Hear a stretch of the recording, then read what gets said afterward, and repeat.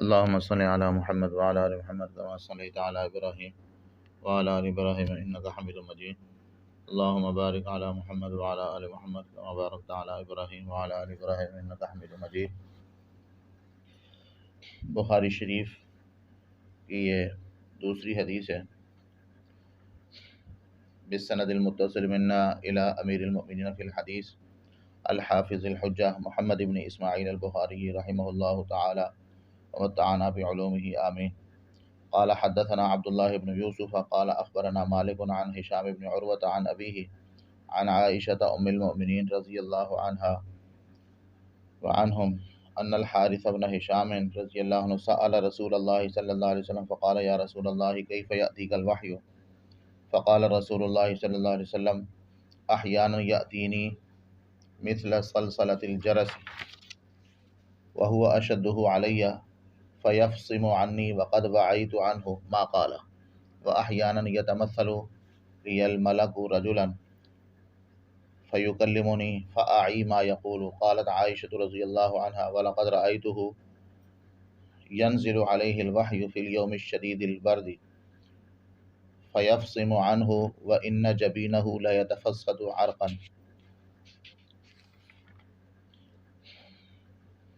اما جان عائشہ صدیقہ رضی اللہ تعالیٰ عنہ فرماتی ہیں کہ حارث بن ہشام نے رضی اللہ عنہ نے رسول اللہ صلی اللہ علیہ وسلم سے پوچھا، عرض کیا یا رسول اللہ آپ کے پاس وحی کس طرح آتی ہے؟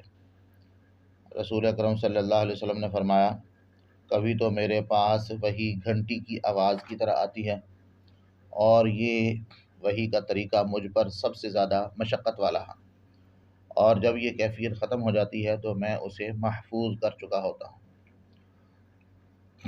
اور کبھی ایسا ہوتا ہے کہ فرشتہ انسان کی شکل میں میرے سامنے آ جاتا ہے، یتمثل انسان کی شکل میں مجھ سے میرے سامنے آ جاتا ہے، فیکلمنی مجھ سے گفتگو کرتا ہے تو میں اس کے کلمات محفوظ کر لیتا ہوں، فاعی ما یقول میں اس کے کلمات محفوظ کر لیتا ہوں. اما عائشہ صدیقہ رضی اللہ عنہ فرمایا، میں نے آپ صلی اللہ علیہ وسلم کو دیکھا کہ آپ پر وحی نازل ہو رہی تھی سخت سردی والے دن میں، اور جب یہ کیفیت ختم ہوتی تھی تو آپ صلی اللہ علیہ وسلم کی پیشانی مبارک پر پسینہ بہہ رہا ہوتا تھا. اما جان عائشہ صدیقہ رضی اللہ تعالیٰ عنہ اس حدیث کی راویہ ہیں،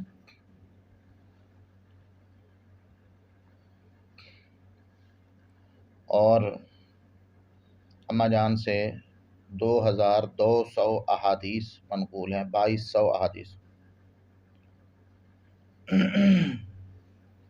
اما جان عائشہ صدیقہ رضی اللہ تعالیٰ عنہ کے نام کے ساتھ ام المؤمنین فرمایا کہ ام المؤمنین ہیں. نبی پاک صلی اللہ علیہ وسلم کی ازواج مطہرات جو ہیں امت کی مائیں ہیں، تو یہ ماں ہونا تعظیم اور ادب میں ہے، نہ کہ نسب میں.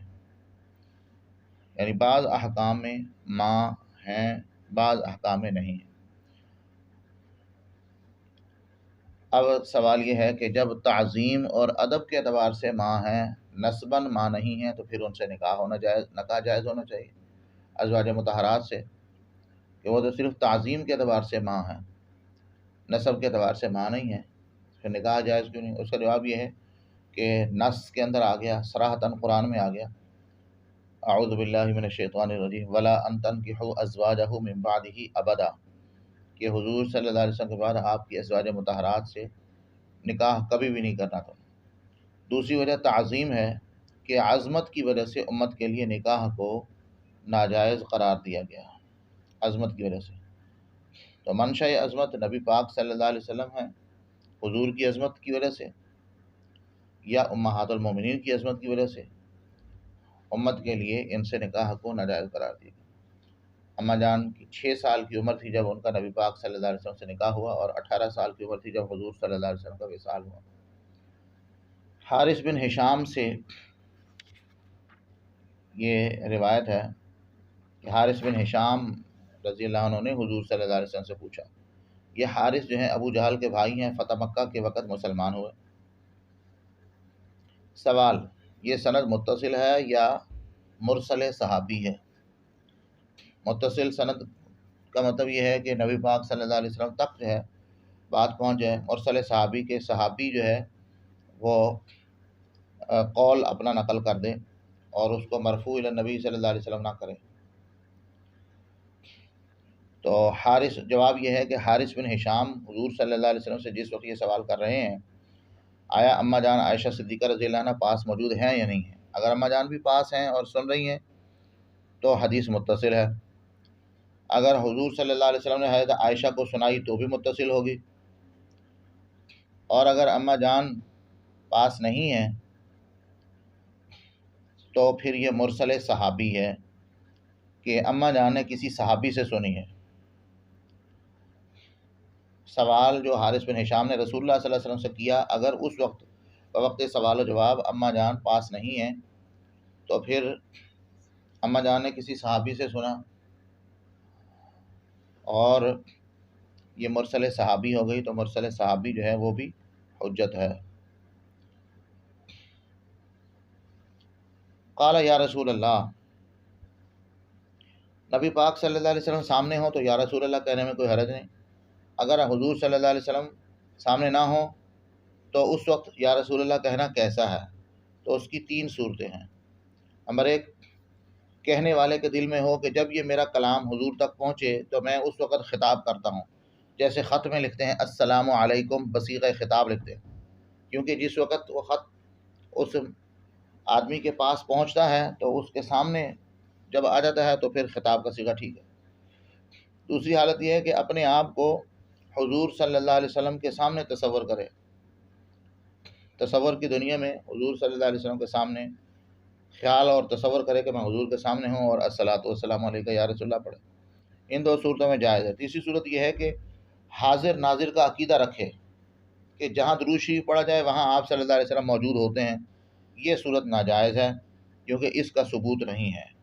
عقیدے کے لیے قطعی ثبوت، قطعی دلالت چیز جو ہے ہونا ضروری ہے، تو آپ صلی اللہ علیہ وسلم کا جہاں بھی درود شریف پڑھا جائے وہاں حضور صلی اللہ علیہ وسلم موجود ہوں، اس کا ثبوت کوئی نہیں، یہ صورت ناجائز ہے۔ تو چونکہ کثرت سے ناجائز کا اہتمام شروع ہو گیا تو اس مشابہت سے بچنے کے لیے پہلی 2 صورتوں میں بھی ترک جو ہے وہ کیا جاتا ہے، نہیں پڑھا جاتا۔ ہاں جی، تو تنہائی میں کوئی پڑھنا چاہے تصور میں کہ میں تصور میں مدینہ پاک ہوں، حضور کے روضے پر ہوں، تو الصلاۃ والسلام علیہ وسلم پڑھے، ایسے پڑھے۔ اب اگر ہم جو ہے لاؤڈ سپیکر کھول کر الصلاۃ والسلام علیہ یا رسول اللہ پڑھنا شروع کر دیں اور کوئی ہم سے پوچھے کہ لو جی آپ اہل بدعت میں سے شمار ہو گئے، اپنے آپ کو شمار کر لیا، تو ہم اگر ان کو کہیں کہ جی نہیں ہم تو تصور میں مدینہ جو ہے نا جی مدینہ کا تصور کر کے کہ گویا ہم حضور کے روضے پاک پر کھڑے ہیں، ہم اس طرح پڑھ رہے ہیں، تو جائز تو ہوگا لیکن مشابہت ہو جائے گی اہل بدعت کے ساتھ، ان لوگوں کے ساتھ جو حاضر ناظر کا عقیدہ رکھتے ہیں، ان لوگوں کے ساتھ مشابہت ہو جائے گی۔ اس مشابہت سے بچنے کے لیے اہل حق جو ہے ان صورتوں میں بھی جن صورتوں میں الصلاۃ والسلام علیکہ یا رسول اللہ کہنا جائز ہے ان میں بھی نہیں پڑھتے، اللہم صلی علی محمد پڑھتے ہیں۔ اچھا، یہ جو فرمایا یاتینی مثل سلسلۃ الجرس، میرے پاس وہی آتی ہے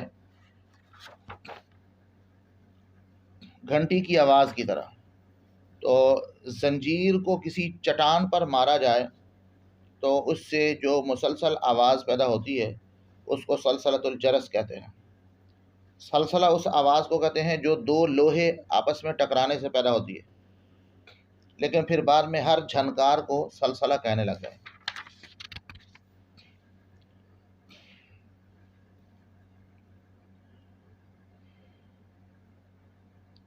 تو ایسے جیسے گھنٹی کی آواز تھی۔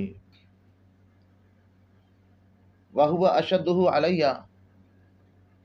یہ وحی کا طریقہ جو ہے یہ مجھ پر زیادہ مشقت والا تھا۔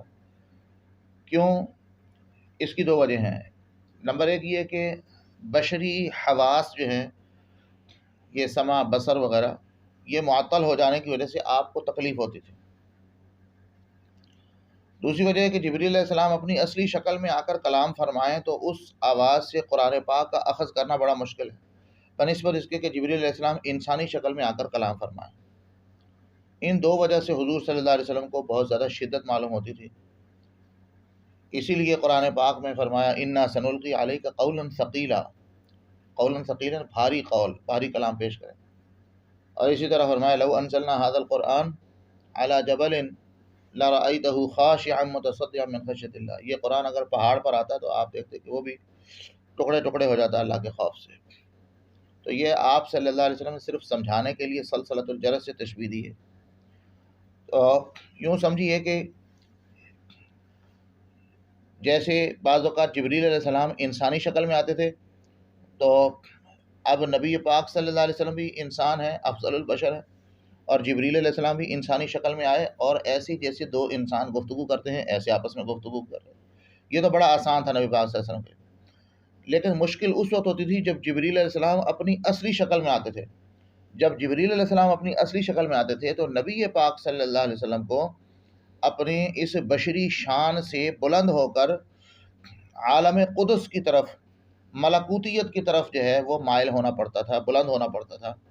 تو آپ صلی اللہ علیہ وسلم کے بشری حواس، یہ سمع بصر یہ والا، یہ معطل ہو جاتے تھے، اور آپ صلی اللہ علیہ وسلم جو ہے عالم ملکیت کی طرف بلند ہو کر گویا جبریل جیسے فرشتہ کی شکل میں آئے تو آپ بھی اسی شان کے ساتھ ان سے گفتگو جو ہے وہ بات چیت ہوتی تھی اور ان سے وحی کو اخذ کرتے تھے۔ تو اس وجہ سے عالم بشریت سے بلند ہو کر عالم قدس اور عالم ملکیت کی طرف بلند ہونا، اس میں آپ صلی اللہ علیہ وسلم کو مشقت پیش آتی تھی۔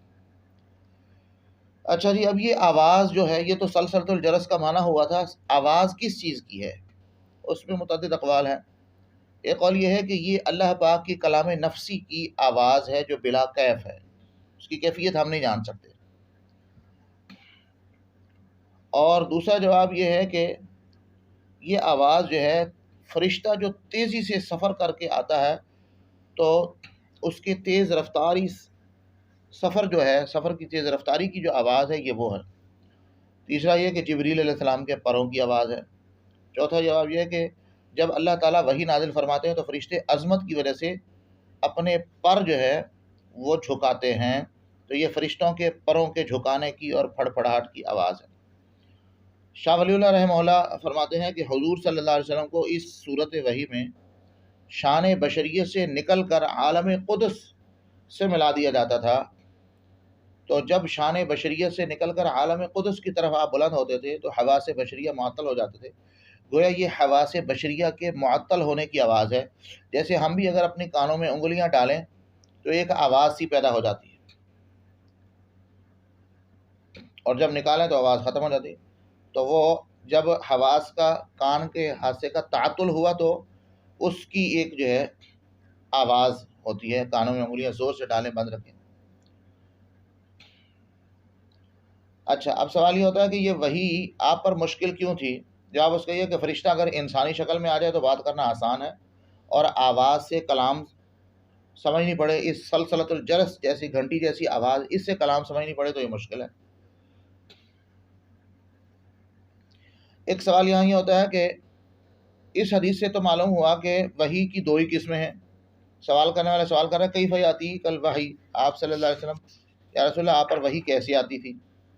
ہاں جی، تو آپ صلی اللہ علیہ وسلم نے جواب میں دو صورتیں پیش کی جو اس حدیث پاک میں مذکور ہوئیں، کہ فرشتہ انسانی شکل میں آ جائے، یا آپ صلی اللہ علیہ وسلم فرشتہ اپنی اصلی شکل میں، اور آپ صلی اللہ علیہ وسلم عالم بشریت سے بلند ہو کر عالم قدس کی طرف، عالم ملکیت کی طرف جو ہے بلند ہوں اور پھر ان سے وصول کریں اللہ کا پیغام۔ تو یہ دو ہی صورتیں ذکر کی، جبکہ ہم نے پچھلے شروع میں پڑھا کہ وحی کی جو ہے وہ متعدد اقسام ہے۔ تو جواب اس کا یہ ہے کہ سائل کا سوال چونکہ وحی کی ان قسموں کے متعلق پوچھنا تھا جو کثرت سے واقع ہوتی ہیں، تو آپ صلی اللہ علیہ وسلم جواب میں صرف وہی دو قسمیں بیان فرمائیں جو کثرت سے پیش آتی تھیں، بلکہ یوں کہنا چاہیے کہ کثرت سے پیش آنے والی صورت تو یہی تھی کہ جبریل علیہ السلام انسانی شکل میں آتے، دہیہ کلبی رضی اللہ عنہ کی شکل میں آتے تھے، تو کثرت والی صورت تو یہی ہے۔ لیکن جو پہلی صورت ہے کہ آپ صلی اللہ علیہ وسلم عالم قدس کی طرف بلند ہوں، عالم بشریت سے پرواز کر کے روحانی طور پر، اور پھر جبریل علیہ السلام سے پیغام وصول کرے اللہ کا. تو یہ صورت بھی کثیر نہیں ہے، لیکن یہ بڑی مشقت والی اور بڑی اہمیت والی تھی. اس کی اہمیت کی وجہ سے اس کو ذکر کیا. تو ایک صورت کو ذکر کیا جب فرشتہ بشری شکل میں آئے انسان کی صورت میں، وہ کثرت کی وجہ سے، اور اس صورت کو ذکر کیا اہمیت کی وجہ سے. اچھا جی.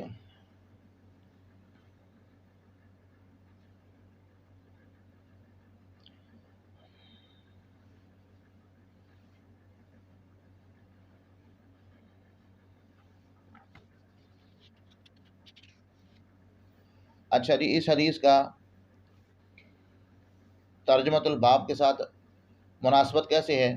تو اس حدیث میں وحی کی عظمت کا بیان ہے، اور یوں بھی کہہ سکتے ہیں کہ اس حدیث کے اندر وحی کے حالات ہیں. اور ترجمۃ الباب میں جو قرآن پاک کی آیت ہے اس میں وحی کا ذکر ہے، تو اس جز کے ساتھ بھی مناسبت ہوگی. یہ بھی وحی، اور وہ ترجمۃ الباب میں بھی قرآن پاک کی آیت میں وحی کا ذکر ہے. اور چوتھی مناسبت یہ کہ وحی کے وسائل کا ذکر ہے، فرشتہ لانے والا تھا. اور پانچویں مناسبت یہ کہ اس حدیث میں وحی سے مراد وفات سے پہلے کی وحی ہے. تو وفات سے پہلے پہلے جو بھی ہیں وہ سب ابتدا ہے، اور وفات والی وحی جو ہے وہ انتہا ہے. تو بدء الوحی سے مناسبت ہوگی. بہرحال یہ پہلے بھی ہم نے یہ بات کر لی تھی کہ اس کا مقصد کیا ہے. عظمت وحی کا بیان ہے ترجمۃ الباب کا مقصد. کئی بابن کئی فکان بدء الوحی. تو بعض حضرات کہتے ہیں کہ عظمت وحی کا بیان ہے، تو اس میں حدیث اس میں وحی کی عظمت معلوم ہو رہی ہے. اور بعض حضرات مقصد کہتے ہیں کہ جی باب کا مقصد ہے وحی کے احوال بیان کیے جائیں، تو اس میں وحی کے احوال بیان کیے، مناسبت ہو گئے. اور بعض حضرات کہتے ہیں کہ قرآن پاک میں جو آیت تھی، قرآن پاک کی آیت جو ترجمۃ الباب میں موجود ہے، انا اوحینا الیک کما اوحینا الی نوح، اس میں چونکہ وحی کا ذکر ہے تو یہ بھی وحی، یہاں بھی وحی کا ذکر ہے، تو مناسبت ہوگی. تو بہرحال یہ 5 مناسبتیں جو ہیں بیان کی گئی ہیں. اگلی حدیث جو ہے حدیث نمبر 3. حدثنا يحيى بن بكير قال اخبرنا الليث عن عقيل عن ابن شهاب عن عروة بن الزبير عن عائشة ام المؤمنين رضي الله عنها وعنهم انها قالت اول ما بدأ به رسول الله صلى الله عليه وسلم من الوحي الرؤيا الصالحة. اما جان عائشہ صدیقہ رضی اللہ عنہا فرماتی ہیں پہلی چیز جس سے حضرت صلی اللہ علیہ وسلم پر وحی کی ابتدا ہوئی وہ رؤیا صالحہ تھے، نیند میں اچھے خواب تھے. رؤیا صالحہ فی النوم، نیند میں. فکان لا یرا رؤیا الا جاءت مثل فلق الصبح. آپ صلی اللہ علیہ وسلم جو بھی خواب دیکھتے وہ صبح کی روشنی کی طرح سامنے آ جاتا، جیسا خواب دیکھتے بالکل ویسے ہی صورت پیش آ جاتی. ثم حبیب الیہ الخلاء، پھر خلوت آپ کو محبوب کر دی گئی، آپ کے دل میں خلوت کی محبت ڈال دی گئی. وکان یخلو بغار حراء، اور آپ صلی اللہ علیہ وسلم غار حراء میں خلوت اختیار فرماتے. فیتحنث فیہ، اور اس میں عبادت کرتے تھے. تحنث التعبد اللیالی ذوات العدد، کہ عبادت کرنا کئی کئی راتیں، ذوات العدد کئی کئی راتیں. قبل ان ینصاع الی اہلہ، اپنے گھر والوں کی طرف جانے سے پہلے کئی کئی راتیں وہاں قیام فرماتے. یتزود لذالک، اور اس کے لیے زیادہ راہ ساتھ لے جاتے تھے. ثم یرجع الی خدیجہ رضی اللہ عنہا، پھر حضرت خدیجہ کے پاس واپس آ جاتے. فیتزود لمثلھا، پھر اتنی ہی راتوں کے لیے دوبارہ سامان لے جاتے تھے، زیادہ راہ لے جاتے تھے. حتی جاءہ الحق، یہاں تک کہ حق آپ کے پاس آ گیا اور آپ غار حراء میں تھے.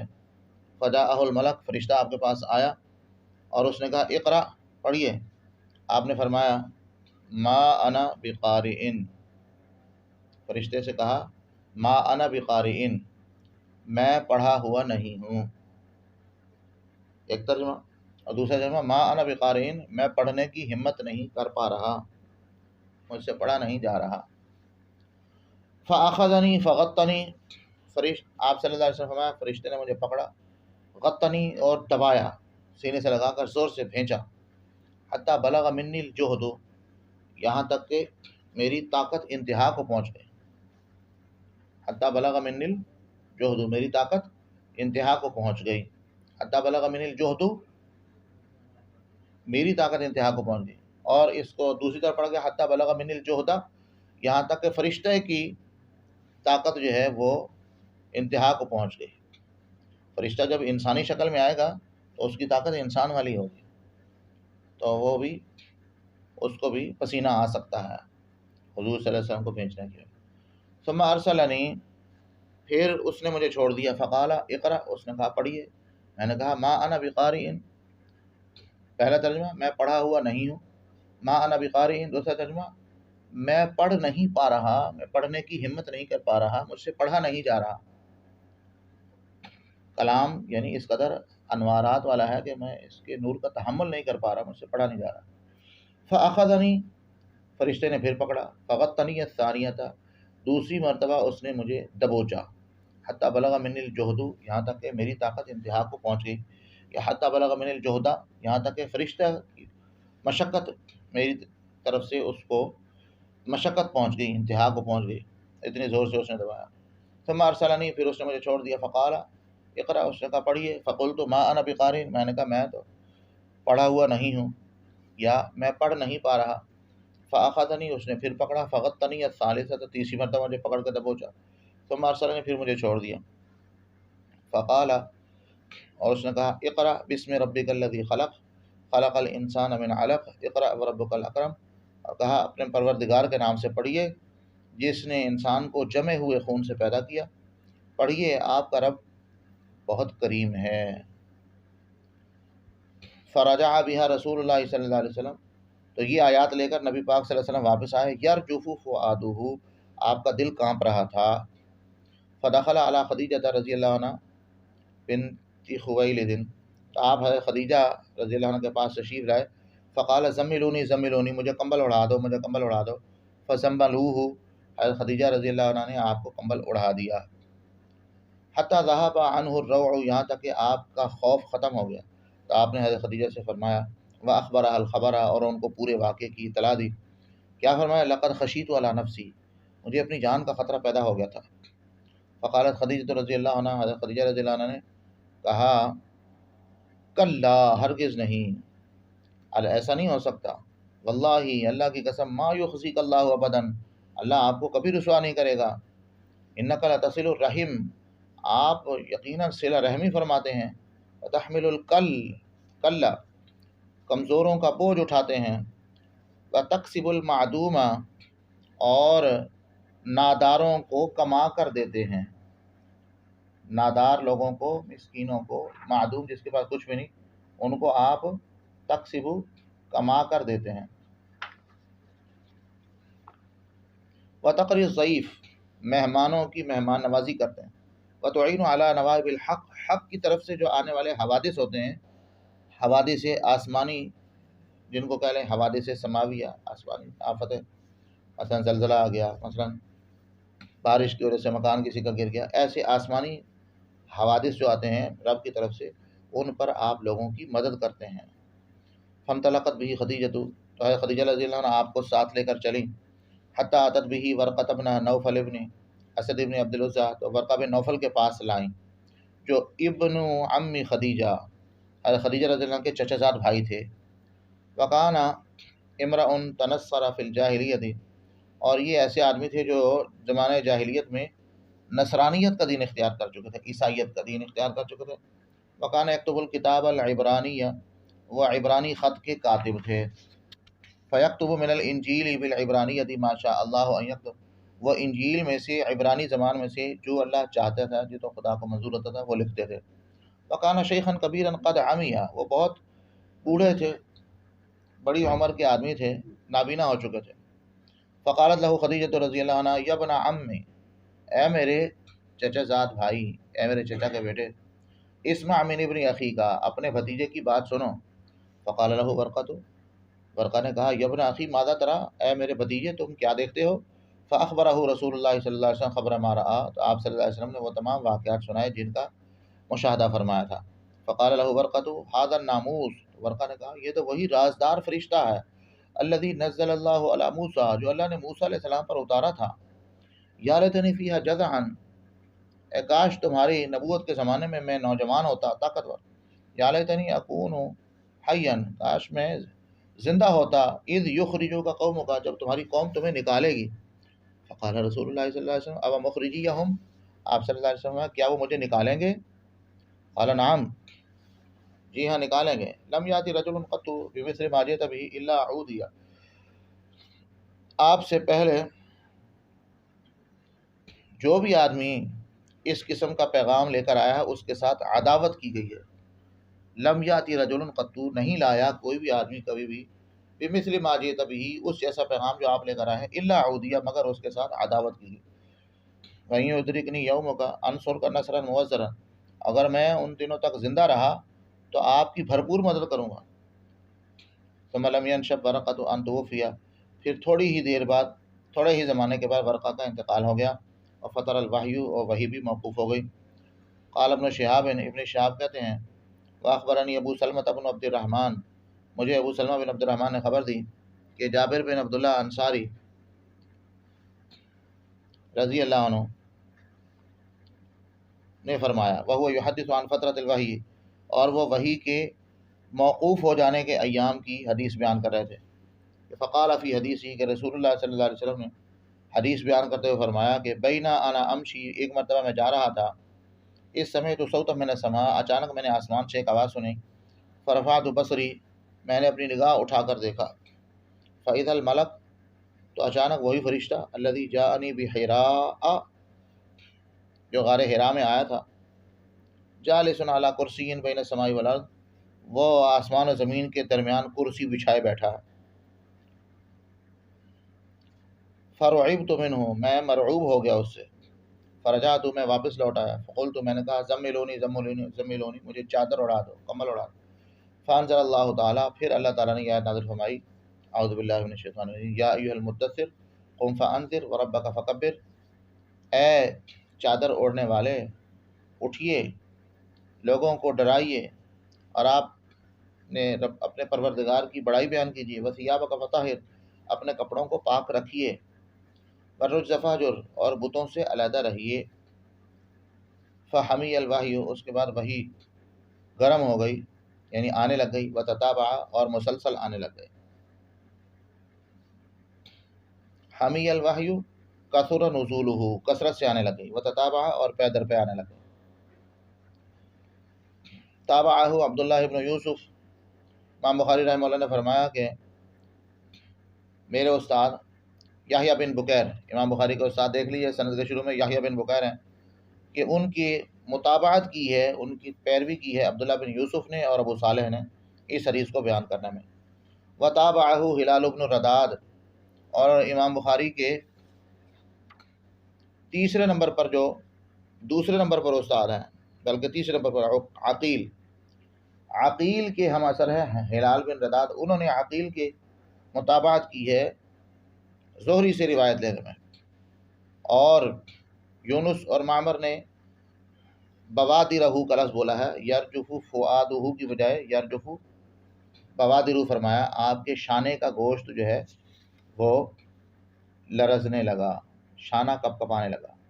یرجف فؤادہ کا معنی ہے دل کانپنے لگا، اور بعض روایات جو مثلا یونس اور معمر کی روایت ہے ان میں ہے یرجف بوادرہ، آپ کا شانہ جو ہے وہ کپ کپانے لگا، کندھے کا گوشت جو ہے، کندھے اور گردن کے درمیان جو گوشت ہے اس کو شانہ کہتے ہیں۔ اچھا جی، اس حدیث کی راویہ جو ہیں وہ بھی اما جان عائشہ صدیقہ رضی اللہ تعالیٰ عنہ فرما ہیں، اور وہ ابتدائے وحی کا قصہ بیان فرما رہی ہیں۔ اب یہاں سوال یہ ہوتا ہے کہ جس وقت اما جان عائشہ صدیقہ رضی اللہ عنہ جس وقت کی بات فرما رہی ہیں ابتدائے وحی آپ پر کیسے ہوا، اس وقت تو اما جان عائشہ صدیقہ رضی اللہ عنہ پیدا بھی نہیں ہوئی تھی، تو آپ پر جب وحی کا آغاز ہوا تو اس کا جواب یہ ہے کہ محدثین فرماتے ہیں کہ اما جان عائشہ صدیقہ رضی اللہ عنہ جب حضور صلی اللہ علیہ وسلم کی ازدواج میں آ گئی، نکاح میں آ گئی، تو ممکن ہے براہ راست حضور صلی اللہ علیہ وسلم سے سارا واقعہ سن لیا ہو، تو جب سارا واقعہ سن لیا تو یہ متصل بن گیا، تو متصل حدیث ہو گئی۔ لیکن یہاں انہوں نے یوں نہیں فرمایا سمیعت رسول اللہ صلی اللہ علیہ وسلم، اور اگر کسی صحابی سے سن کر بتایا ہے تو پھر یہ مرسل ہو گئی، روایت مرسل صحابیہ کی قبیل سے ہو گئی، تو گویا یوں کہہ لیجئے کہ اگر اماں جان عائشہ صدیقہ رضی اللہ عنہا براہ راست نبی پاک صلی اللہ علیہ وسلم سے یہ واقعہ سنا ہے تو یہ سند متصل ہو گئی، اور اگر اماں جان نے کسی صحابی سے سن کر اور خود بیان فرما دیا اور اپنے اور نبی پاک صلی اللہ علیہ وسلم کے درمیان جو صحابی کا واسطہ تھا وہ واسطہ چھوڑ دیا تو یہ مرسل صحابیہ ہو گئی۔ اور آپ کو میں نے پہلے بتایا کہ صحابہ کی مراسیل مرسل جو ہے وہ پہلے اجماع حجت ہے۔ اول ما بدی به رسول اللہ صلی اللہ علیہ وسلم من الوحی الرؤیا الصالحہ، سب سے پہلے جو وحی آپ صلی اللہ علیہ وسلم پر آنی شروع ہوئی وہ اچھے خواب تھے، الرؤیا الصالحہ اچھے خواب تھے۔ تو پہلے جو وحی شروع ہوئی ہے وہ نیند میں آپ صلی اللہ علیہ وسلم کو خواب آتے تھے۔ نبی کا خواب بھی چونکہ وحی ہوتا ہے اس لیے وحی کے ساتھ تعبیر فرمایا۔ اور اگر کوئی کہے کہ جی اس وقت تو آپ صلی اللہ علیہ وسلم ابھی نبی بنے ہی نہیں تھے، نبوت ملنے سے پہلے ہی آپ کو خواب آنے لگے، تو اس کا جواب یہ ہے کہ یہاں وحی کا لغوی معنی ہو سکتا ہے القاء فی القلب، القاء فی الروع، یعنی القاء فی القلب، اس معنی کے اعتبار سے وحی فرما دیا۔ تو بات دل میں جو ڈالی جائے اللہ کی طرف سے لغوی معنی کے اعتبار سے وہ وحی ہو سکتی ہے۔ وہ نبی کو بھی کے دل میں بھی بات ڈالی جا سکتی ہے، ولی کے دل میں بھی بات ڈالی جا سکتی ہے۔ نبی کے سامنے فرشتہ بھی آ سکتا ہے، ولی کے سامنے فرشتہ نہیں آتا۔ رویا صالحہ اور رویا صادقہ، یہ دو لفظ ہیں، ان میں فرق کریں۔ رویا صالحہ کا معنی اچھے خواب، رویا صادقہ کا معنی سچے خواب، سچا خواب۔ تو خواب میں سچائی بھی ہو بھلائی بھی ہو تو یہ رویا صالحہ ہے، اور خواب میں صرف سچائی ہو بھلائی نہ ہو تو یہ رویا صادقہ بنے گا، رویا صالحہ نہیں بنے گا۔ مثلا حضور صلی اللہ علیہ وسلم نے خواب دیکھا کہ گائے ذبح کی جا رہی ہے، اس کی تعبیر کیا نکلی کہ احد میں شکست ہوئی اولاً، تو یہ رویا صادقہ تو کہیں گے سچا خواب ہے، رویا صالحہ نہیں کہیں گے اس کو کہ اچھا خواب جو ہے نہ ہوا۔ پھر یہ بھی ضروری نہیں کہ خواب کی تعبیر فوراً ظاہر ہو۔ دیکھو نا یوسف علیہ السلام نے خواب دیکھا، ہاں جی، اور اپنے ابا جان کو بتایا انی رأیت احد عشر کوکبا والشمس والقمر، دیکھا 11 ستارے ہیں، سورج چاند ہے، مجھے سجدہ کر رہے ہیں۔ تو کہاں بچپن میں خواب دیکھا اور کہاں نبی بننے کے بعد پھر تعبیر ظاہر ہوئی۔ اچھا جی، تو جلدی ظہور جو ہے یہ ضروری نہیں ہے۔ پھر تعبیر میں فرق بھی ہو سکتا ہے، جیسے آپ صلی اللہ علیہ وسلم خواب دیکھا کہ احرام باندھ کر عمرہ کر رہے ہیں، ہاں جی،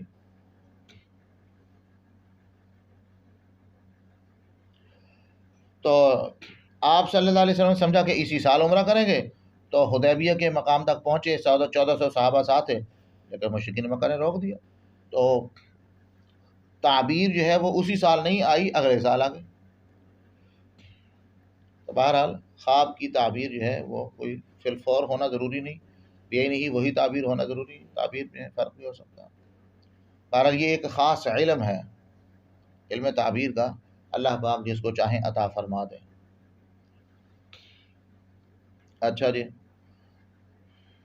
تو نبوت ملنے سے قبل 6 مہینے آپ صلی اللہ علیہ وسلم کو خواب آتے رہے، یہ وحی کا مقدمہ، وحی کے لیے تمہید اور وحی کے تحمل کی صلاحیت جو ہے پیدا کی جا رہی ہے۔ تو آپ صلی اللہ علیہ وسلم جو بھی خواب دیکھتے تھے، جاءت مثل فلق الصبح، صبح کی روشنی کی طرح وہ خواب سامنے آ جاتا۔ یہ تشبیہ سچا ہونے میں ہے کہ جیسے صبح کے روشن ہونے میں شک نہیں ہوتا، ایسے ہی ان خوابوں کے سچا ہونے میں بھی کوئی شک نہیں ہوتا تھا۔ اچھا جی، یہ جو فرمایا ثم حبب الیہ الخلاء، تو آپ کو خلوت کی محبت جو ہے وہ ڈال دی گئی۔ وکان یخلو بغار حراء، حراء جو ہے اس کو اگر بقعتن کی تعویل میں لیں جگہ تو مؤنث ہے اور غیر منصرف ہو جائے گا، یخلو بغار حراء غیر منصرف ہو جائے گا۔ اچھا جی، تو خلوت کیوں اختیار فرمائی جاتی ہے؟ اس لیے کہ خلوت میں یکسوئی ہوتی ہے، توجہ اللہ پاک کی طرف کرنا آسان ہو جاتا ہے۔ چونکہ آپ صلی اللہ علیہ وسلم کے دل میں اللہ کی محبت ڈال دی گئی، اس لیے خلوت کی محبت بھی ڈال دی گئی۔ تو معلوم ہوا کہ یکسوئی پیدا کرنے کے لیے چند دن کی خلوت اختیار کرنا جائز ہے، اور مشائخ صوفیہ کرام خلوت اختیار کیا کرتے تھے، اب بھی کیا کرتے ہیں۔ تو خانقاہی مشائخ جو ہیں کہتے ہیں نا، حجرے میں بند ہو جاؤ تھوڑی دیر کے لیے اور تنہائی میں خلوت میں بیٹھ کر اللہ کو یاد کرو، اس سے اللہ پاک سے محبت جو ہے وہ بہت زیادہ بڑھے گی۔ یہ یکسوئی پیدا کرنے کے لیے ہے، مطلوب ہے۔ سوال: آپ صلی اللہ علیہ وسلم نے خلوت کے لیے غار حرا کا انتخاب کیوں کیا؟ اس کی پہلی وجہ یہ ہے، جواب: پہلی وجہ یہ ہے کہ آپ صلی اللہ علیہ وسلم کو تنہائی سے جیسے محبت ہو گئی تھی، ایسے ہی آپ صلی اللہ علیہ وسلم کو بیت اللہ کی زیارت کا بھی شوق تھا۔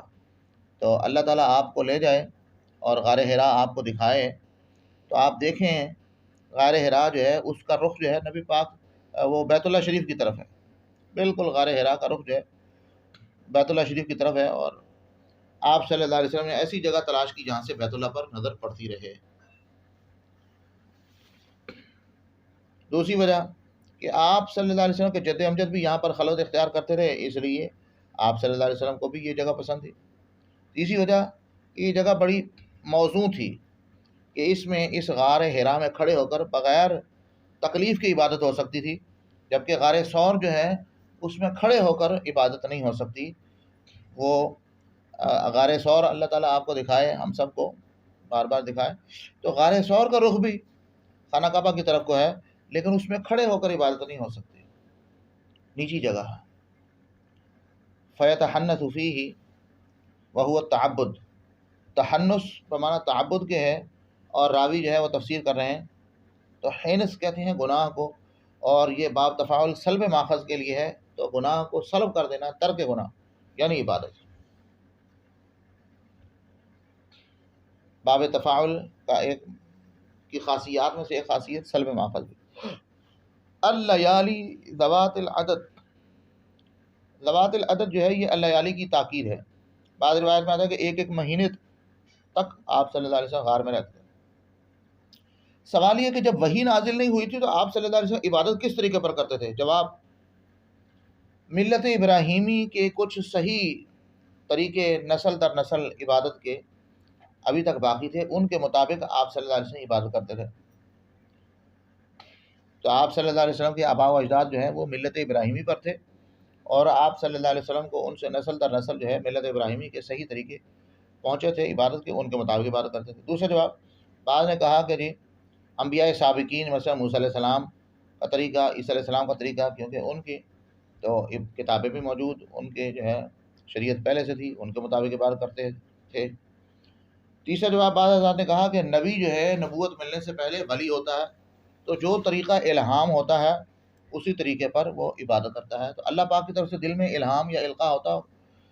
بہرحال جو بھی وہ عبادت تھی وہ خلوت میں غار حرا میں آپ صلی اللہ علیہ وسلم کا اللہ کو یاد کرنا، ذکر کرنا اور نماز پڑھنا، کسی بھی طرح سے آپ صلی اللہ علیہ وسلم جو ہے وہ عبادت کرتے تھے۔ فیتزود لمثلها، آپ صلی اللہ علیہ وسلم زیادہ راہ لے جاتے تھے اتنی ہی راتوں کے لیے۔ بعض روایت میں آتا ہے حضرت خدیجہ آپ صلی اللہ علیہ وسلم کو جو ہے وہ پہنچا دیتی تھی توشہ دان، اور اس میں کھانا وغیرہ ہوتا تھا۔ اور یہاں آیا کہ اس بخاری کی اس روایت میں ہے کہ آپ صلی اللہ علیہ وسلم خود جو ہے وہ آیا کرتے تھے زیادہ راہ لینے کے لیے۔ تو سوال یہ ہے کہ ان دونوں روایتوں میں تعارض ہو گیا۔ اس کا جواب یہ کہ تعارض نہیں ہے، دونوں صورتیں تھیں، کبھی نبی پاک صلی اللہ علیہ وسلم خود آ جاتے تھے اور زیادہ راہ جو ہے کھانے پینے کا سامان جو ہے جب ختم ہو جاتا تھا وہ آ کر لے جاتے تھے، اور کبھی حضرت خدیجہ الکبریٰ رضی اللہ عنہ آ کر دے جایا کرتے تھے۔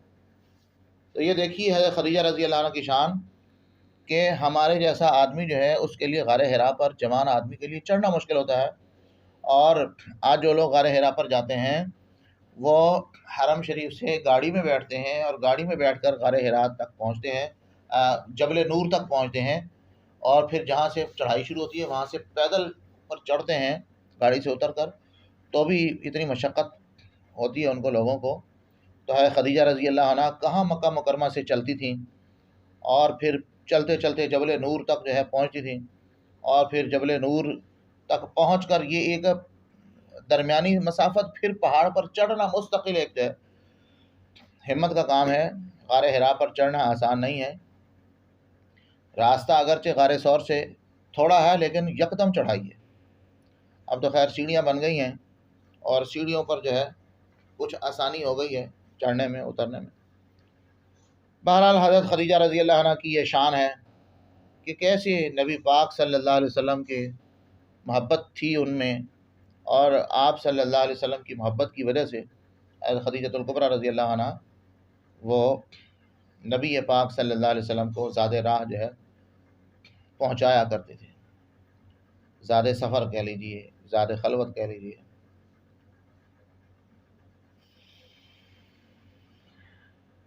اس لیے حضرات علماء کرام فرماتے ہیں کہ حرم پاک میں سب سے زیادہ افضل گھر اماں خدیجہ رضی اللہ تعالیٰ عنہ کا ہے، کیونکہ آپ صلی اللہ علیہ وسلم وہاں زیادہ ٹھہرے ہیں۔ اچھا جی، آگے چلیے۔ اقرا، فرشتہ کہتا ہے پڑھیے، فرشتہ کہہ رہا ہے اقرا، اور حضور صلی اللہ علیہ وسلم ہمارے ما انا بقارئ۔ تو سوال یہ کہ کیا حضور صلی اللہ علیہ وسلم عربی نہیں جانتے تھے؟ یہ جو آپ نے فرمایا ما انا بقارئ، آپ کو تو یوں فرمانا چاہیے تھا ما اقرأ، میں کیا پڑھوں؟ تو آپ صلی اللہ علیہ وسلم تو پڑھنے سے انکار فرما رہے ہیں۔ دوسرا سوال یہ کہ جب آپ صلی اللہ علیہ وسلم فرما رہے ہیں کہ میں نہیں پڑھ سکتا، تو جبریل کیوں اصرار کر رہے ہیں اور پھر دبا بھی رہے ہیں؟ تو اس کا پہلا جواب یہ ہے کہ بعض روایتوں میں آتا ہے کہ لکھی ہوئی تختی آپ کو دکھائی گئی، ریشم کے ٹکڑے کے اندر جبریل علیہ السلام جو ہے ایک تحریر لے کر آئے، وہ تختی پر لکھی ہوئی تھی، اس میں لپٹی ہوئی تھی ریشم کے کپڑے میں، اور اس کے متعلق فرمایا گیا اقرا، اس کو پڑھیے۔ تو جواب میں آپ صلی اللہ علیہ وسلم فرمایا ما انا بقارئ۔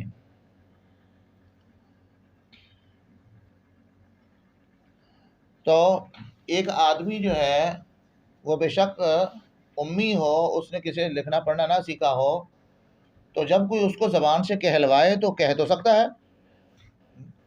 آپ کسی بھی آدمی سے جس نے لکھنا پڑھنا نہیں سیکھا ہو، اس کو کہیں کہ پڑھو الف با تا سا، آپ سے سن کر وہ پڑھ لے گا الف با تا سا۔ لیکن اگر آپ اس کے سامنے لکھی ہوئی تحریر کر دیں گے، وہ کہے گا نہیں، میں نے پڑھا ہوا نہیں ہوں۔ ٹھیک ہے، تو یہ پہلے سوال کا جواب ہے کہ نبی پاک صلی اللہ علیہ وسلم نے فرمایا ما انا بقارئ، تو آپ کو تختی جو ہے لکھی ہوئی دکھلائی گئی، تو اس پہ آپ صلی اللہ علیہ وسلم ما انا بقارئ۔ اچھا جی،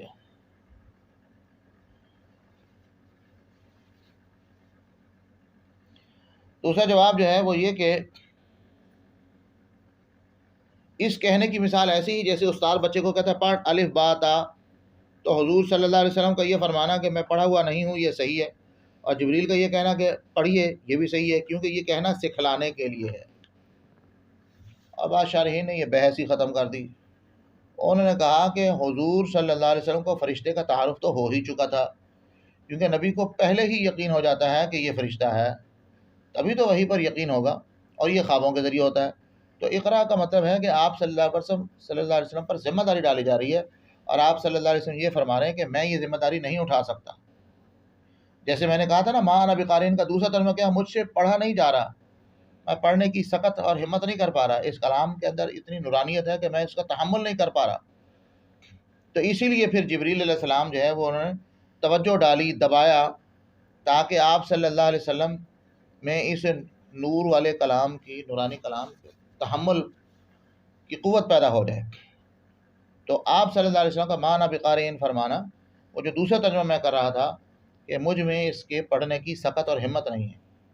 اچھا جی، حتی بلغ من الجہد، اس کا میں نے بتلا دیا کہ جہدو اگر پڑھیں تو آپ صلی اللہ علیہ وسلم کے فرمان کا منشا یہ ہے کہ میری مشقت انتہا کو پہنچ گئی، مجھے انتہائی تکلیف ہوئی کیونکہ فرشتے نے دبایا۔ اور اگر یوں پڑھے حتی بلغ من الجہد، تو اس کا مطلب یہ ہوگا کہ جبریل میری طرف سے مشقت کو پہنچ گئے کہ انہوں نے اتنی زور سے مجھے دبایا کہ خود جبریل پسینہ پسینہ ہو گئے۔ اب سوال یہ کہ فرشتے کے اندر تو بڑی طاقت ہوتی ہے، ایک مرتبہ دبانے سے ساری دنیا ختم کر دے، تو یہاں فرشتے نے پوری قوت سے دبایا ہے۔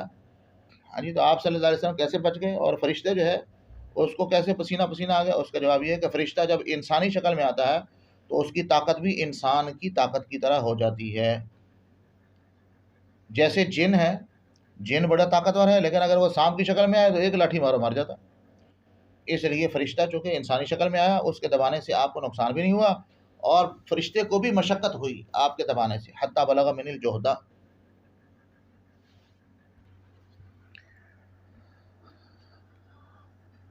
ایک بات یہاں یہ سمجھنے کی ہے کہ صوفیہ کرام جو مرید کے اندر صلاحیت پیدا کرنے کے لیے، کیفیات اور ملکات پیدا کرنے کے لیے دباتے ہیں، تو اس کا ماخذ بھی یہی ہے۔ جیسے جبریل علیہ السلام نے نبی پاک صلی اللہ علیہ وسلم کو سینے سے لگا کر دبوچا، تو شیخ جو مرید پر توجہ ڈالتا ہے اس کی کئی قسمیں ہیں، اور اس میں سب سے اعلیٰ درجہ جو ہے وہ نسبت اتحادی ہے، کہ شیخ جو ہے مرید پر اتنی توجہ ڈالتا ہے کہ اعمال کے ساتھ ساتھ علم اور فہم میں بھی اتحاد پیدا ہو جاتا ہے، حتیٰ کہ بس اوقات صورت و شکل بھی مرید کی شیخ جیسی ہو جاتی ہے۔ حضرت ابوبکر صدیق رضی اللہ عنہ کو حضور صلی اللہ علیہ وسلم سے نسبت اتحادی حاصل تھی کہ جو آپ صلی اللہ علیہ وسلم کے دل میں آتا وہی ابوبکر صدیق کے دل میں آتا۔ مثلا بدر کے قیدیوں کے بارے میں جو رائے آپ صلی اللہ علیہ وسلم کی تھی وہی حضرت ابوبکر صدیق کی تھی رضی اللہ عنہ۔ اب ایک سوال عام طور پر سیرت کی کتابوں میں ہوتا ہے کہ حضور صلی اللہ علیہ وسلم کسی مجلس میں تشریف فرما ہوتے، صحابہ کرام بھی وہیں بیٹھے ہوتے، تو جب کوئی باہر سے آنے والا آتا تو وہ پوچھتا ایکم محمد، تم میں محمد صلی اللہ علیہ وسلم کون ہیں؟ تو جواب دیا جاتا کہ یہ جو گورے رنگ کے ٹیک لگائے بیٹھے ہیں یہ محمد صلی اللہ علیہ وسلم۔ تو اب سوال یہاں یہ ہے کہ یہ پتہ کیوں نہیں چلتا تھا، حضور کی پہچان کیوں نہیں ہوتی تھی، حالانکہ نبی کے چہرے پر تو ایسا نور ہوتا ہے کہ وہ باقیوں سے ممتاز ہوتا ہے۔ حضور صلی اللہ علیہ وسلم تو سب سے زیادہ حسین تھے۔ اس کا پہلا جواب یہی ہے کہ صحابہ کرام کو حضور صلی اللہ علیہ وسلم سے نسبت اتحادی حاصل تھی، اس وجہ سے وہ حضور صلی اللہ علیہ وسلم جیسے نظر آتے تھے۔ تو حضور صلی اللہ علیہ وسلم جب صحابہ کرام پر توجہ فرماتے تو صحابہ کرام پر بھی حضور صلی اللہ علیہ وسلم کے انوارات جو ہے وہ پڑھتے تھے، جس کی وجہ سے صحابہ کرام کی آپ صلی اللہ علیہ وسلم سے مشابہت ہو جاتی تھی، جس کی وجہ سے آنے والا امتیاز نہ کر پاتا تھا۔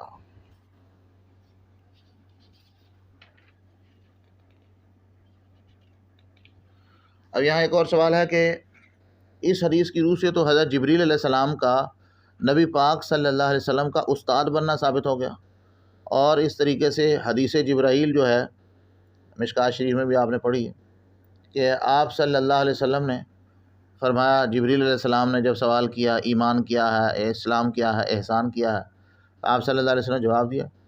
تو جب وہ چلے گئے تو آپ صلی اللہ علیہ وسلم فرمایا انہ جبرائیل اتاکم یعلمکم دینکم، یہ جبریل تھے تمہیں تمہارا دین سکھلانے کے لیے آئے تھے۔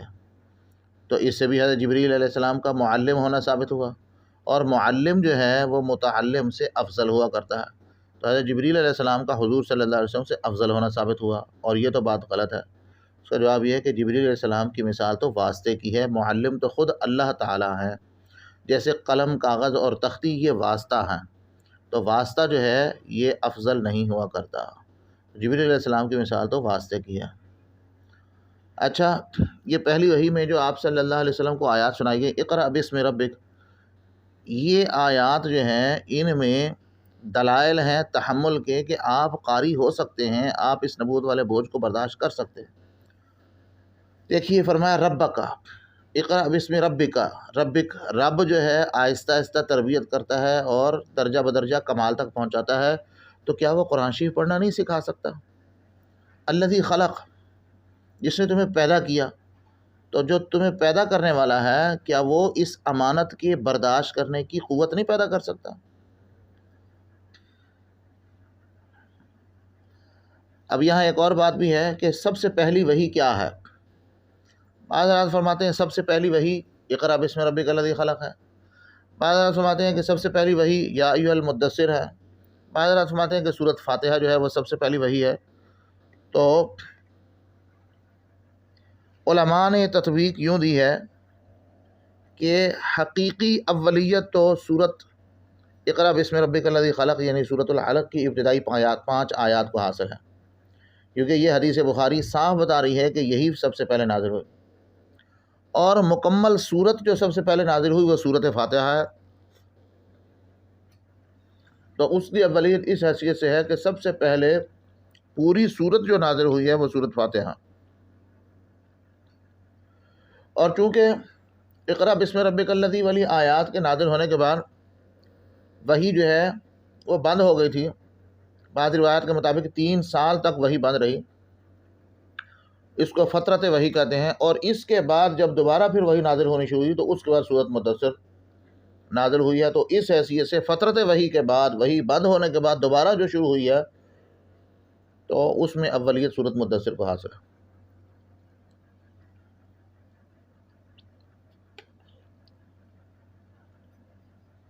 تو وحی جو بند رہی وہ کیوں بند رہی؟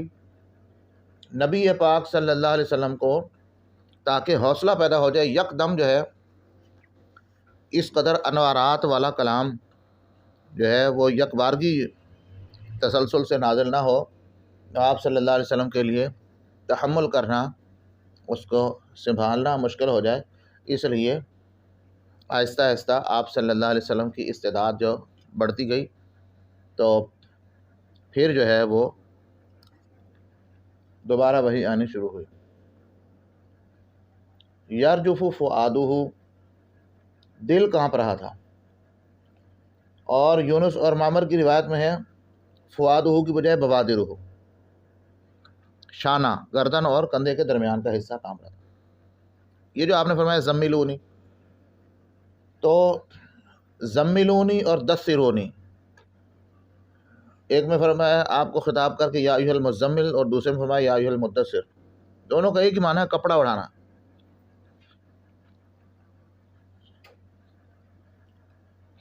اب یہاں ایک سوال ہوتا ہے کہ ایک طرف تو حدیث پاک میں آ کے حضور صلی اللہ علیہ وسلم کو گرمی محسوس ہوتی تھی اور آپ پسینہ پسینہ ہو جاتے تھے، اور ادھر آپ زملونی کا تقاضا یہ ہے کہ سردی محسوس ہوتی تھی۔ جب کسی کو سردی لگتی ہے تو اس کو کمبل اڑاتے ہیں، لحاف اڑاتے ہیں۔ تو اب آیا گرمی لگتی تھی کہ پیشانی جو ہے وہ پسینہ پسینہ ہو جاتی تھی آپ صلی اللہ علیہ وسلم کی، یا سردی لگتی تھی کہ آپ کو کمبل اوڑھنے کی ضرورت پڑتی تھی؟ یہ سوال ہے۔ اس کا جواب یہ ہے کہ عین نزول وحی کے وقت گرمی لگتی تھی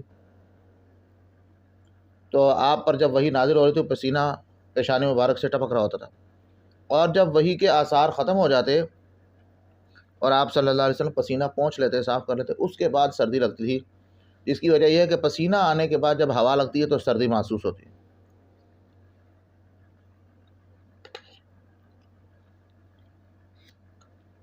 اچھا جی، لقد خشیت علی نفسی، حضور صلی اللہ علیہ وسلم فرمایا مجھے اپنی جان کا خوف تھا۔ یہ کیا خوف تھا؟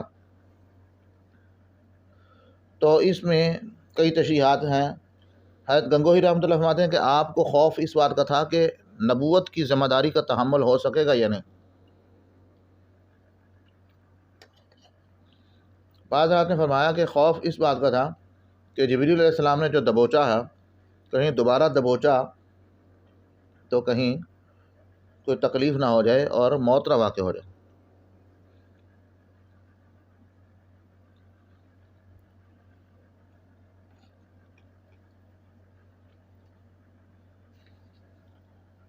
اور ایک تیسرا مفہوم یہ بیان کیا گیا کہ خشیتو،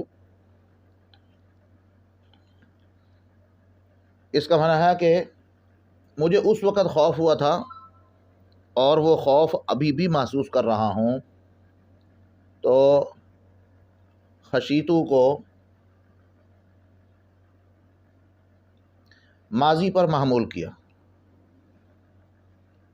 پہلی دونوں توجیہوں میں خشیتو ماضی کو مستقبل کے معنی میں لیا گیا، مجھے آئندہ نبوت کی ذمہ داری کا تحمل کر سکوں گا یا نہیں کر سکوں گا، خشیتو مستقبل کے معنی میں، یا دوبارہ آئندہ اگر جبریل نے مجھے دبوچا تو کہیں موت نہ واقع ہو جائے۔ ان پہلی دونوں توجیہوں میں خشیتو مستقبل کے معنی میں ہے، اور یہ جو تیسری توجیہ ہے یہ خشیتو کو ماضی پر محمول کیا جائے، لقد خشیت علی نفسی، اس سے مجھے خوف محسوس ہوا تھا اور وہ ماضی کا خوف ابھی تک محسوس کر رہا ہوں۔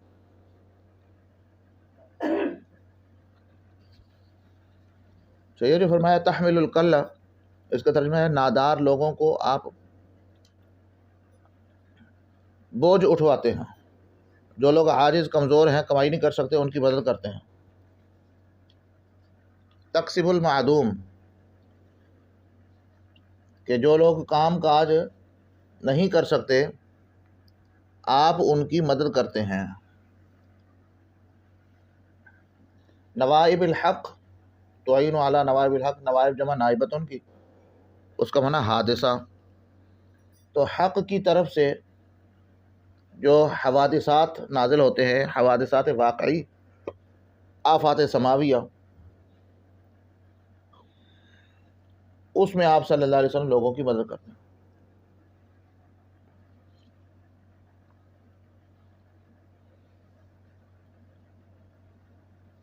اب یہاں ایک سوال ہوتا ہے، نزل اللہ علی موسیٰ،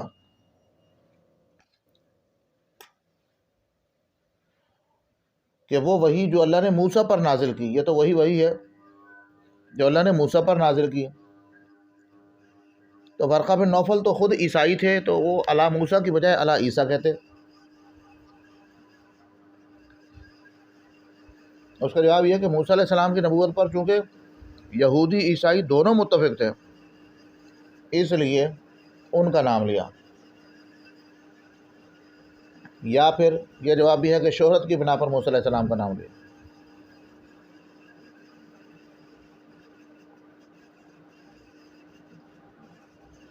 اور یہ جو آپ صلی اللہ علیہ وسلم نے فرمایا اوا مخرجیہم، کیا وہ مجھے نکال دیں گے،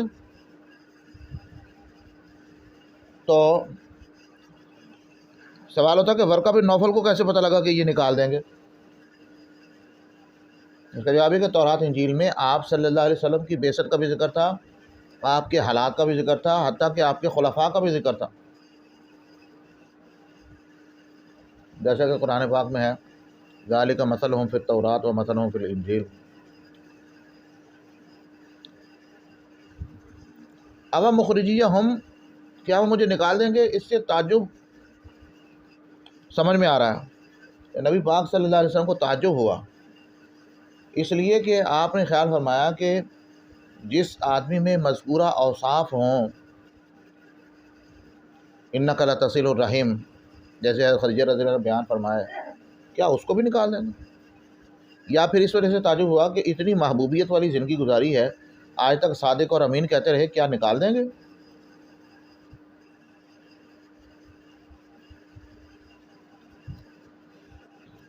اچھا جی. فطر الوحی، وہی 3 سال تک رکی رہی، تو پختگی ہوتی رہی 3 سال میں کہ واقعی آپ سچے رسول ہیں، اور آپ کو بتلایا جاتا رہا کہ آپ اس کا تحمل کر سکتے ہیں، اٹھا سکتے ہیں بار امانت. اچھا جی، اب یہاں یہ بات ہے سمجھنے کی کہ حدیث کا ترجمۃ الباب سے مناسبت کیا ہے. تو ایک مناسبت تو جیسے بعض حضرات نے فرمایا تھا کہ بابن کیف کان بدء الوحی، اس سے عظمت وحی مقصود ہے، تو اس حدیث پاک میں وحی کی عظمت کا ذکر ہے. اور بعض حضرات نے فرمایا تھا جی بابن کیف کان بدء الوحی کا مقصد جو ہے وہ وحی کے احوال بیان کرنا ہے، تو یہ اس میں بھی وحی کے حالات بیان کیے گئے، تو مناسبت ہو گئی. اور بعض حضرات نے فرمایا اقسام وحی کا ذکر ہے، تو رویا صالحہ وحی کی ایک قسم ہے.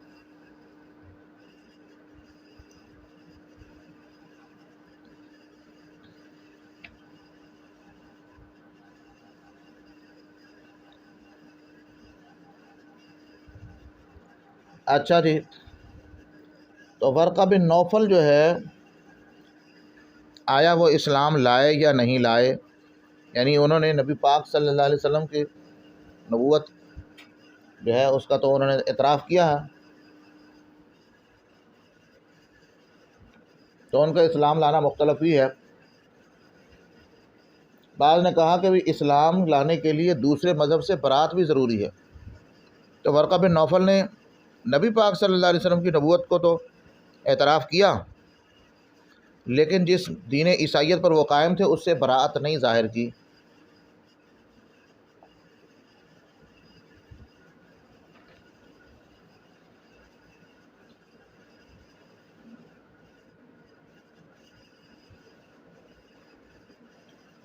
اچھا جی، آخری 1-2 باتیں سند سے متعلق ہیں. قال ابن شہاب، یہ اگر سابق سند کے ساتھ ہو، پیچھے جو سند شروع میں آئی ہے، حدیث کے شروع میں سند جو ہے، اگر اسی سند کے تحت یہ بات آئی ہو قال ابن شہاب تو سند متصل ہوگی، اور اگر سند سابق کے ساتھ نہ ہو تو پھر یہ تحویل ہے، تعلیق نہیں ہے۔ تعلیق کہتے ہیں کہ بغیر سند کے بات کرنا۔ امام بخاری جیسے کہتے ہیں قال مجاہد، مجاہد نے یوں کہا، بغیر سند کے کہتے ہیں، اس کو کہیں گے تعلیق ہے۔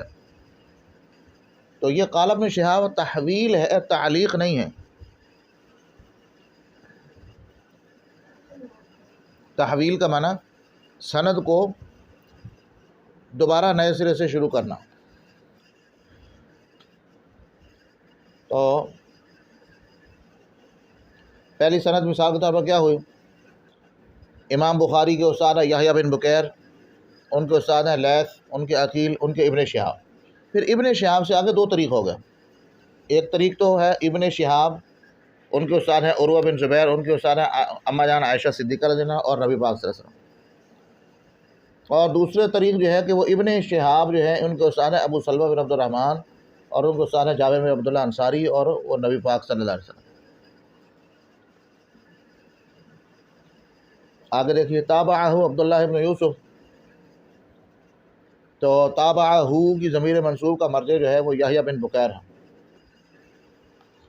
اور آگے جو فرمایا تابعہ ہلال بن ردان، اس میں تابعہ کی ضمیر کا مرجع عقیل ہے۔ یہ کیسے پتہ لگے گا کہ پیچھے والے تابعہ میں مرجع یحییٰ بن بکیر ہے اور اس تابعہ میں مرجع عقیل ہے؟ تو مرجع کا علم راویوں کے طبقات کے ذریعے ہوتا ہے۔ عبداللہ بن یوسف اور ابو صالح یہ دونوں یحییٰ بن بکیر کے ہم عصر اور ہم طبقہ ہیں، اس لیے پہلی میں مرجع یحییٰ بن بکیر ہوں گے، اور دوسرے میں تابعہ ہلال بن رداد، وہ ہلال بن رداد جو ہے وہ چونکہ عقیل کے ہم طبقہ ہے تو وہ اس میں مرجع عقیل ہوں۔ تو ایک راوی جس سند سے جو متن بیان کرے، دوسرا راوی بھی اس کی موافقت کرے متن بیان کرنے میں، تو اسے متابعت کہتے ہیں۔ اور متابعت کے ذریعے کیا ہوتا ہے؟ تقویت ہو جاتی ہے، حدیث کی تقویت ہو جاتی ہے۔